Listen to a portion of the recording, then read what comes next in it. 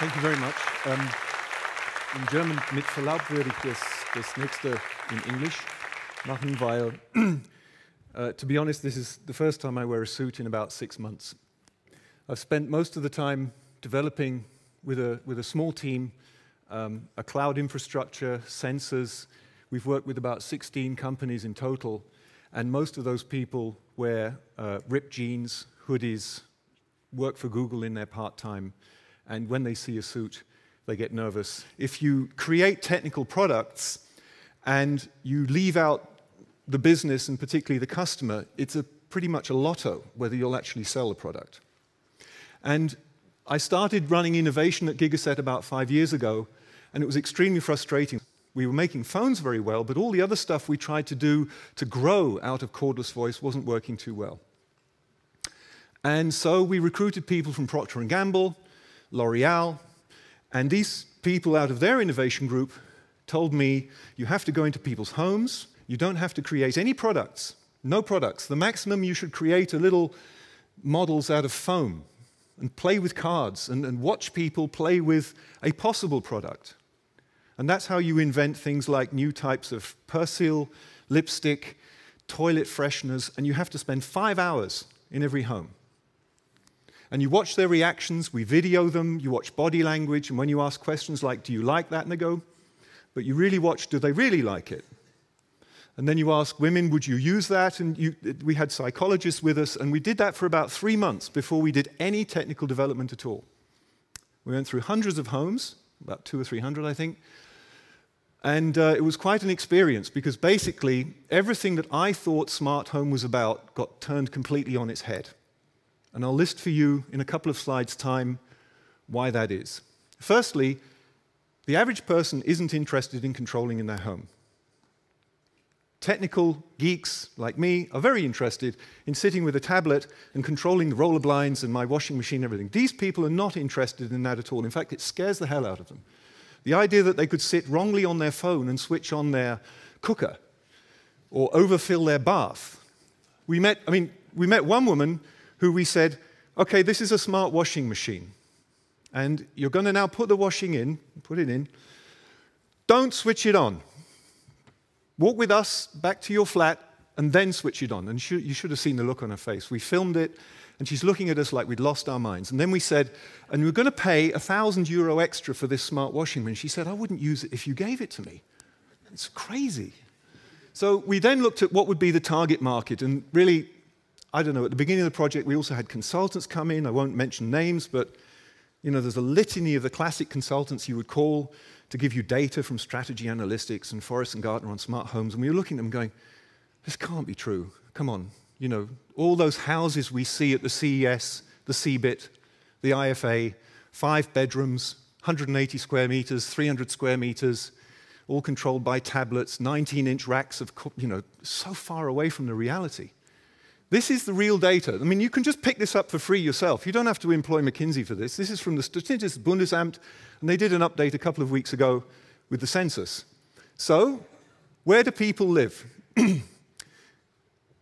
58% of Germany live between 40 to 100 square meters. How many people are living there? Less than 3. So if you then break it down and you say, okay, what's my rough available market just out of those two? If I really want to do Internet of Things for core aspects like elderly care, security, safety, and I'm seriously thinking about big data into 20 million households, those are the households. They might have 2 rooms. What about income? Now, you can't actually map this like this. I mean, there's no data where you'll find homes and numbers of people mapped to income, but you could sort of make a guess based on what that size of property might cost per month. So the net income per household, not per person, is in that range. And we know from the kind of phones we sell and what the share of wallet is, this gave us a very, very clear indication of what the whole system would be allowed to cost in retail, maximum. About €200 or under, with no installation and no subscription. which was radical. We said, my goodness, we're going to build this huge cloud, and we're not going to charge for the service. We have to give it to people for free. We had companies come up to us at the IFA saying, you're mad.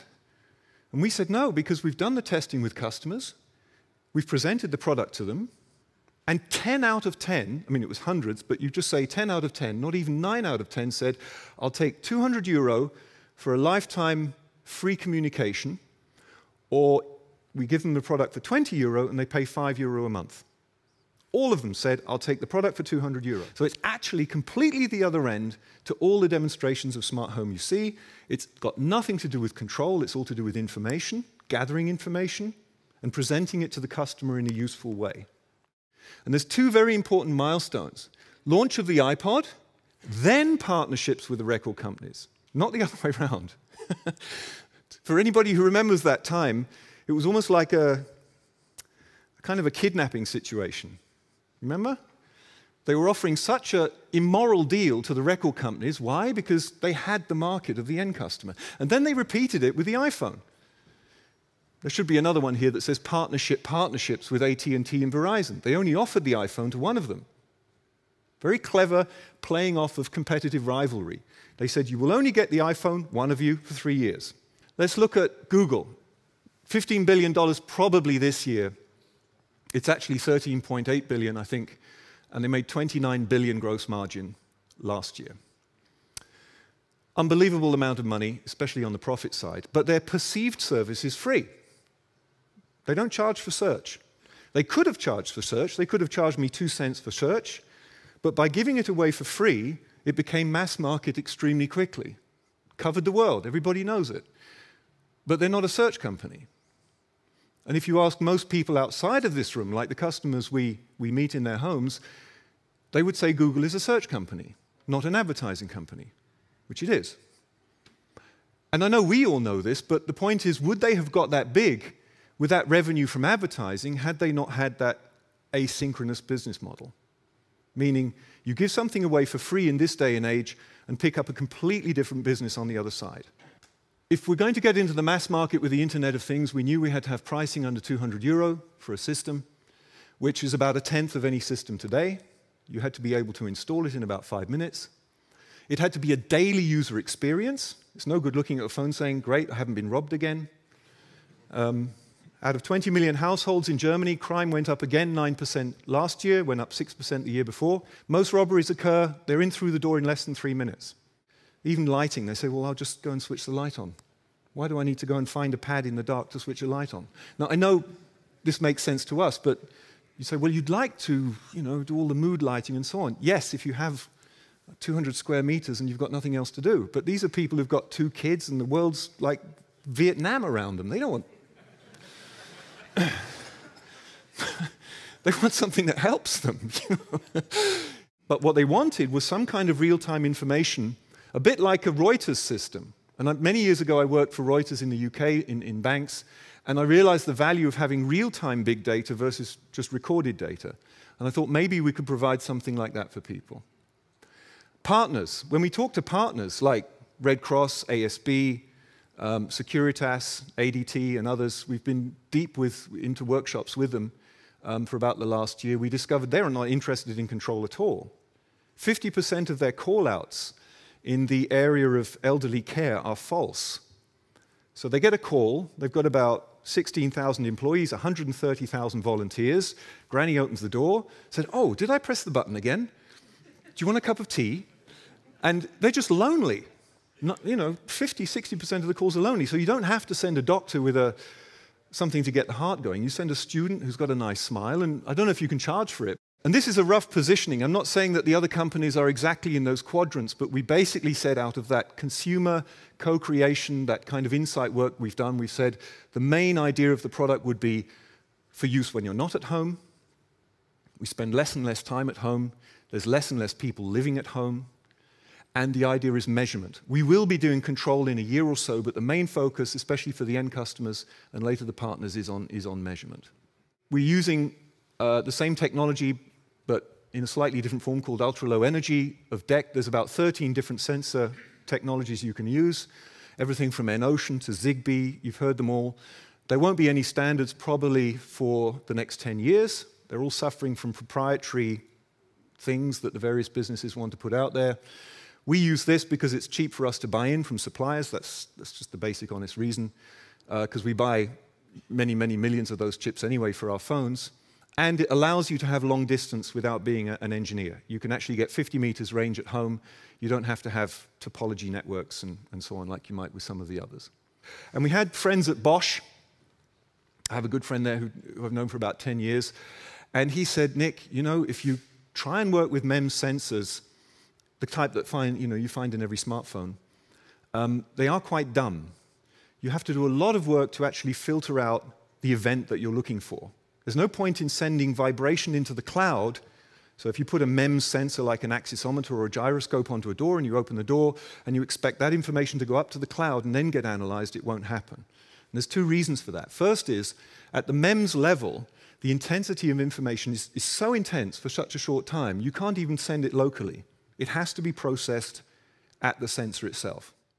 And when you talk about software on MEMS sensors, you're mostly talking about running heavy statistical simulations of exactly what thing you're trying to detect, and then blasting that algorithm with everything else that could happen in the average family home. And we've been through kids driving buggy cars, we've got mums with shopping, bang, angry neighbors hammering at the door. We haven't been able to cut it all out, but we at least have a statistical relevance that's better than just a magnet switch. So you can imagine if this robber is going at your door with 16 G of force with his foot, the same sensor has to be able to detect something that sounds like a mouse scratching in a lock. And that event has to be analyzed in real time, sent to the base station, up to the cloud, prioritized, and then come to your smartphone. How would that look like in a real scenario? We're in now Alpha 2 testing, so we have a number of homes with just this one sensor in it. And the same sensor, for example, can go onto a medicine cabinet, a food cabinet, anything you like, really. And you, as user, know the context. And that's where machine learning, and I'll talk about a little bit about that later, comes in very important, because once you have that data streaming in the cloud, you really need to be able to differentiate between what's just a diagnostic event and what's a real event.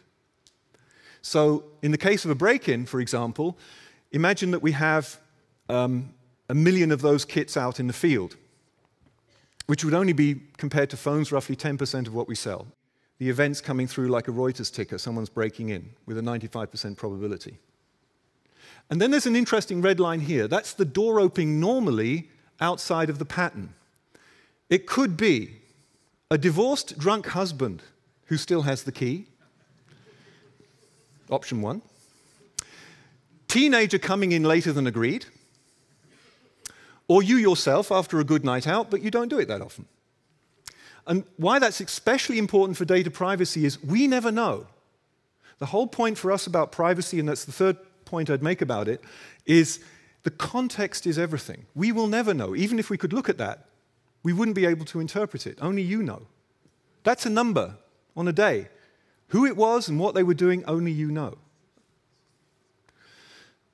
And the whole point of it being real time, I think, is obvious, because that information, even half an hour late, is fairly useless. That generates per day about 3 terabytes from such a sensor cluster. Not one, we may have 3 or 4 in the home. 3 terabytes per day. That doesn't sound like a lot, not in real big data terms. But within the 3 terabytes, there are 10 billion messages. 10 billion. And they are JSON, so they're Java. They're not even XML, and it's not 3 terabytes, a few HD videos. It's 10 billion messages, and not one can go lost. Because statistically, that happening in one in a million is 0.0003%. All the other messages are diagnostic. And when we went to other consultants and we said, how would you do this system? And they said, well, that happens once a year for 1% of people. No problem. Linux, SQL, JBoss, you're done. 250,000, please. And we said, yeah, but what happens if the system goes down? What happens if my battery's out? What happens if, I don't know, someone moves a refrigerator between the sensor and the base station and the RF connection is off? Or my operator just resets my router every 24 hours, as is mostly the case unless you buy a fixed IP address. And they said, well, then we better do some diagnostics. And I said, yeah, how often? I said, maybe every minute, every 30 seconds. I said, no, there's nothing that can do that. That's crazy. There's no SQL data bank that can do that. Because suddenly you're talking about trillions of messages. You know, this is one message per year for 1% of people. But if you said everybody should be able to look in their iPhone, and when it says it's green, the system's good, it really means it's good. That means every minute it's checking. So that if you get robbed, 1 second after your battery went out, your RF went down, your IP went down, you don't get the message, something's happening at home. I'm not really sure what it is. It could be Al-Qaeda. It could be the battery. Have a nice day. And it would mess your day up. You'd be in the plane, you'd be in a meeting, and the rest of your day would be at this Neanderthal level of, you know, you don't want that kind of system. We cannot control the broadband. That's the first control point. We cannot control the mobile network, and we never will be able to. People were saying, I want bomb-proof security. It's not possible. Not unless you dig the road up, put in a glass fiber, all the way from our system to their house. Now, a few millionaires can afford that. So what we provide is a system of reliability through statistical relevance, and that is, you know, has to be very clear to every customer. And in the cloud, we've coded one simple sequence. We've said, if the motion detector doesn't detect body heat for a certain amount of time, and the door opens, and then the motion detector detects body heat, it's probably a homecoming. And this is the daily experience that people were looking for. This idea came from a housewife who said, I have to work, and the only reason I keep a gigaset is because I call home to see if the kids have actually come home, because they come 2 hours earlier than she does. It's the only reason she keeps our phones.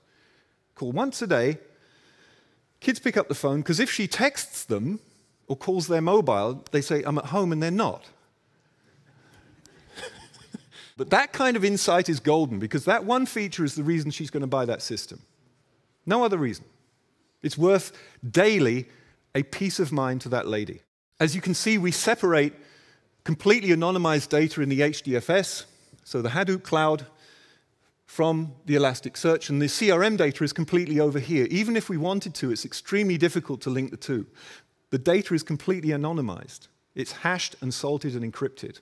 If you have parents who are suffering from dementia or Alzheimer's, and it affects about 2.1 million people currently in Germany. And we met people who had had the unfortunate fact that granny, well, their mother, had left the gas on. And at a certain point, when she leaves the gas on too often, or the bath running, basically the police come and they say, you have to take care of your mother. Now, we met a lot of people like this, and when somebody who's basically bodily fit, they can function fine, they're just a bit forgetful, and they suddenly come and live at home with you, even if it's your own mother, it's a whole different story. And we met people who'd had a mother coming down in her underwear at breakfast and screaming at the children to get out of her house. And you have to ask yourself, what place does privacy have in such a situation? If you gave that person relief from that, and very often why people deteriorate faster is because they're simply not drinking enough. And if there was a very safe, non-invasive way of checking their independence at home, because they don't want to go into the old people's home either. They hate it. The old people, we've been in their homes, they are young people in old people's bodies. Definitely. They are more picky about who they sit next to and what kind of food they eat than we are. I mean, some of us are not that far off, and I'm worried. You know, in 20 years I'm developing this for me. You know, if I get to live with my buddies in a house that's, you know, carefully monitored without cameras for the worst case, I'd much rather that than sitting next to 20 people like me waiting for the potato mash. This is really where the market, I think, is at its largest. So, for example, this is on a medicine cabinet, and you can see just there the alert, but that's because Granny was visiting us. Here, you start to see she didn't take the medicine in the morning and remembered in the evening. And then combined with not moving around as much would then be a soft alert to a care provider. And I can't tell you, when we've talked to partners about that kind of data, and obviously under very, very strict data protection, that improves the service of elderly care by about 80%. It's no longer a roulette. Those little white cars you see all more and more running around little cities, they know where to go first. They can do triage. They can manage their operations better. They know what to take with them, what not to take with them. And that's all without a camera. There's no worries about actually seeing what the person's doing. This is very, very impersonal statistical information. Nevertheless, people do not want to pay for a service. 90% of the customers, again, would only be interested in seeing the information themselves, making the judgment themselves as to whether they call one of these services on a pay-as-you-go basis. 10%, however, and this does remind you a little bit of things like Google, Adobe, online gaming, and Skype. Skype, 93% is free, 7% is Skype out. That kind of Internet 2.0 business model is what we're looking at. Maybe only 10% would then sign up for a professional contract with that provider. Certainly a big thanks to Bosch. Without them, we couldn't have done the sensors at all. Wouldn't have had a clue what we were doing. Platts certainly helped out with the app development. Gigaset production and R&D, very good at the hardware, reliable hardware. Lovely Systems really helped us with the more advanced aspects of Hadoop. And I think just a note on Hadoop, really, if you're looking at the amount of data that's coming in real time, and you imagine people's doors opening at 5 o'clock, it's like a denial of service attack. I do have one question for you. So this is a very powerful example of innovation in the home, in particular the trade-off between security and privacy and some very hard choices that people have to make. Very disruptive, very innovative. Just mirror briefly on the technology side of things. Why couldn't you have done this with existing technology? Well, we tried. We had a pilot project about a year ago using standard SQL. And we found when we started to simulate, like with a chaos monkey and a couple of other simulations, the whole system broke down. But the biggest concern as well was that once you understand what kind of data will be up there, how we provide data with things like to partners with correlation. So being able to correlate, benchmark what is really healthy and what is not healthy in behavior, for example, of elderly care, we wouldn't be able to plug ourselves into the Twitter storm that wasn't there. We don't know what's going to be there. We just have to make sure it's secure and anonymized. But I think there'll be an enormous amount of data that we want the opportunity to be able to search later in real time. Right. So I think those are definitely two of the reasons. And that it's scalable, with existing hardware. So you store first, ask questions later. Yeah. It's very scalable. Yeah. And most of all, it's also very inexpensive. Inexpensive. And I think machine learning as well, that was going to be critical. Good. Excellent. Thank you so much. Warm applause again. Thank you.